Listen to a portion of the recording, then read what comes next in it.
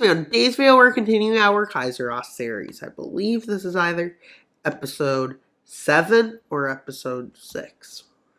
One or the other. And well, I just gotta fix one thing. There's a certain thing that's a bit inaccurate regarding this. Wait a minute, what was I trying to point out? No. Well, the Free France, which is just this, and that decides it's a good time to join this alliance with them. But as it goes on, there's negotiations offered, where Portugal, Germany will accept them annexing this territory. In return, Portugal joins their alliance, which Portugal accepts. Also, I need to add some Spain territory to it. Yeah, as well, I forgot to. With Iberia now firmly under their belt, it's now safe to say, yeah, Africa's under their belt. And some territories we didn't put in earlier, these two. And some Portuguese territories were already a part of this, who knew?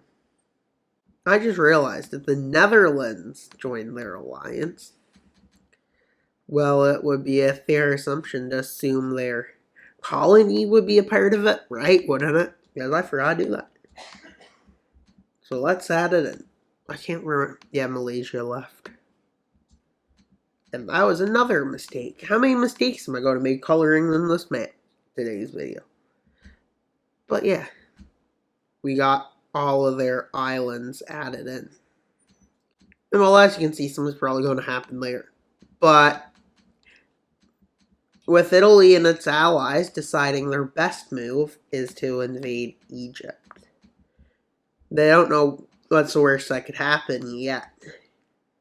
They don't even think they'll have to deal with a mafia of nations. They don't think they'll create that big of a war. With Italy owning that territory and Greece owning that. But, let's see. The Mediterranean Order declares war. Mediterranean Union. Mediterranean Alliance. And while a few nations decide to join, well, maybe not a few, but quite a few. And well, they didn't expect that. But let's see how their plan in Egypt goes. Because Egypt is probably the biggest independent nation in Africa. And well, let's see how it goes.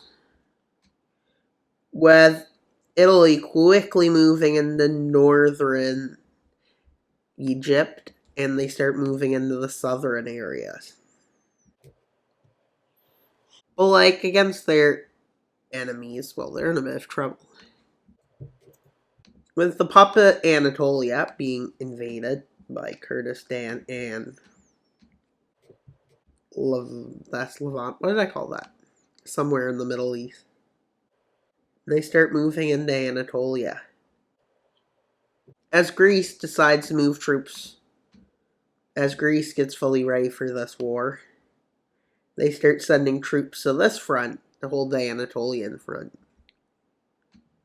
But as that was happening, there was a tiny bit of Greek forces helping with the northern front. And while they also helped push back in the south. And while the southern pushback wasn't that great, it was just a logistical error, I guess. And well, Germany doesn't say anything against it or for. Whereas Britain and Russia's alliance says everything they're doing is wrong. Which basically, Egypt loses its capital. And they even start moving into the Sinai Peninsula and eventually take it over. Why would they only go to the end of the Sinai? Because, well, they're focused on Egypt. Who tried to break their front in two, but failed. And then tries to move north. And, well, the negative is, well, they're ready to be pushed back now. And they get pushed back. With Egypt being what they're focusing on, because if they can't succeed there, they're in trouble. But the Anatolian front gets bad again as they start moving back into Greek territory. And even land on the islands with their small navy. And while they move into I don't know if it's still called Constantinople, but probably is. And well, they move into southern Bulgaria. And even up into Romania. But a counter-offensive is made by Greek and Yugoslavian, Bulgarian, and Romanian forces, pushing them back to here. Which, at this point, this front against Egypt, a big chunk of Egypt's southern front gets encircled. They surrender. And while some desert forces are sent in, specialized in desert, and some jungle specialized forces move in, with the country completely surrendering. And now the new priority becomes the Anatolian front, with Italian forces that would be headed back there, instead of being sent to be landed in southern Anatolia. Which helps out this front a lot. But they're punished, their loss because of this is just there. With them using their small colonial navy, which is set in Ethiopia, to make a landing here, with about 50 to 100,000 troops. And that's what they can occupy there. But due to the such small forces, their occupation zone gets radically reduced, which is enough forces to hold there. With both sides having about 1.5 million. This side using 2.5 mil, that one having about 1.25 in total. And when they start taking lands back, and when it's 100% chance they'll win, this is when Iran joins. Iran has an idea of becoming strong. Wait, did they change their name to Iran yet? I think they did, but I don't think it was recognized. But they changed their name to it, or is it still Persia? Depends. But I think it was still Persia. But maybe they already changed their name.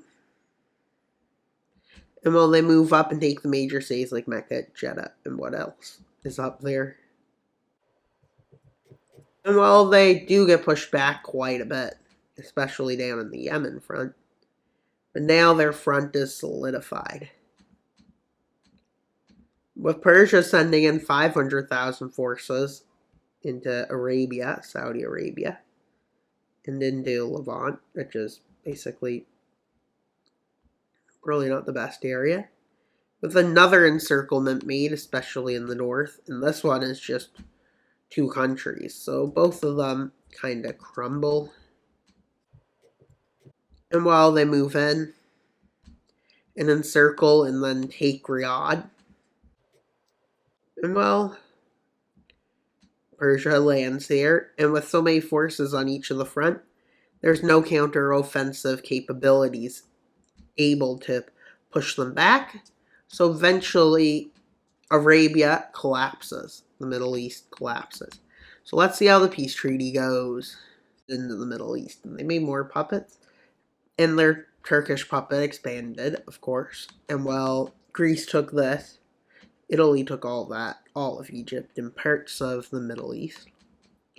And well, they made a puppet of Man, because why not? Call it something random. Saudi Arabia. And well, that's with UAE still being the name of that, I guess. But it becomes a puppet of Iran, which Iran becomes stronger.